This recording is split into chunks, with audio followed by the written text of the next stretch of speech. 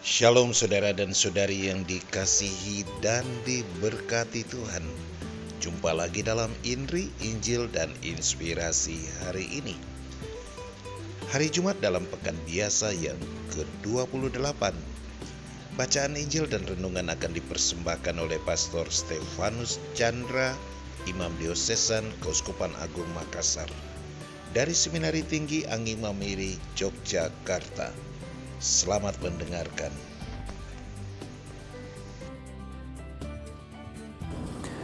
Shalom Bapak Ibu, Saudara-saudariku yang terkasih dalam Yesus Kristus.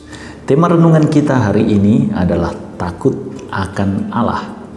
Adapun perikop bacaan Injil yang akan kita renungkan pada hari ini 16 Oktober 2020 diambil dari perikop Injil Lukas pasal 12 ayat 1 sampai 7.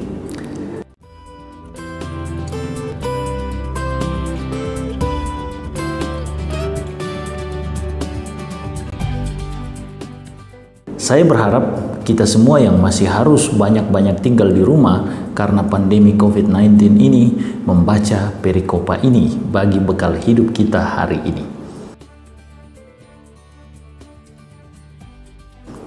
Bapak Ibu saudara-saudariku yang terkasih dalam Yesus Kristus, salah satu orang suci modern yang sungguh saya kagumi adalah Santa Teresa dari Kalkuta. Pada masa mudanya, ia telah memutuskan dengan bulat untuk membaktikan hidupnya bagi orang-orang yang sekarat dan tidak diperhatikan di Kalkuta, India. Dia yang berasal dari salah satu negara Eropa datang ke Asia demi melaksanakan tugas suci ini. Karena imannya dan karena keputusannya, ia dengan setia melaksanakan nasar hidupnya itu sampai sekarang. Setelah gerakannya dan dirinya pribadi dikenal luas oleh dunia dan popularitasnya meningkat, Teresa tidak berubah. Mother Teresa tetap seorang wanita sederhana, seorang biarawati dan pendoa yang membaktikan hidupnya bagi saudara-saudaranya yang menderita dan terbuang. Motivasinya yang berdasarkan iman dan cintanya akan Kristus yang dilihatnya dalam saudara-saudari yang menderita di Kalkuta menggerakkannya untuk melakukan kebajikan bagi orang-orang yang dilayaninya tersebut. Semua orang berkata tentang Mother Teresa, ia orang baik, bukan pura-pura baik. Bacaan Injil kita hari ini berisi nasihat Yesus kepada murid-muridnya. Ada dua teguran yang disampaikan oleh Yesus kepada murid-muridnya sebagai sebuah warning, peringatan.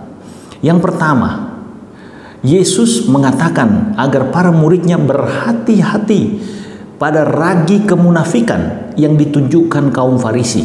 Dan ini jelas tertera pada ayat 1 sampai dengan 4 bacaan Injil hari ini. Peringatan Yesus ini mengikuti sabda celaka terhadap kaum Farisi dan ahli Taurat yang telah disampaikan Yesus dalam perikopa sebelumnya, yakni dalam Injil Lukas pasal 11 ayat 37 sampai 54. Sikap munafik atau berpura-pura baik adalah sebuah sikap yang dibangun oleh orang-orang Farisi agar dinilai baik, layak, pantas mendapat tempat di antara orang-orang Yahudi kebanyakan. Orang Farisi melakukan kebajikan bukan karena mereka ingin mengabdi Allah dan bukan untuk kebajikan sesama, tetapi karena mereka ingin dipuji, terpandang, dihormati, dan akhirnya diperlakukan secara istimewa oleh sesamanya. Tujuan akhir mereka adalah kehormatan diri dan bukan kesejahteraan sesama, apalagi bukan bagi kemuliaan Allah. Kebaikan mereka bertujuan egoistis dan hanya berhenti pada level duniawi. Hal ini dinyatakan jelas oleh Yesus pada Injil Lukas pasal 11 ayat 43. Celakalah kamu, hai orang-orang Farisi, sebab kamu suka duduk di tempat terdepan di rumah ibadat dan suka menerima penghormatan di pasar.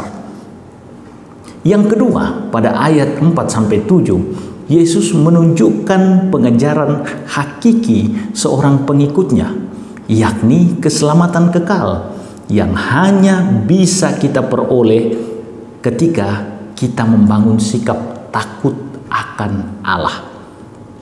Abraham, Ishak, Yakub, hingga Daud dan nabi-nabi besar seperti Elia hingga Yeremia rela berkorban demi melaksanakan kehendak Allah.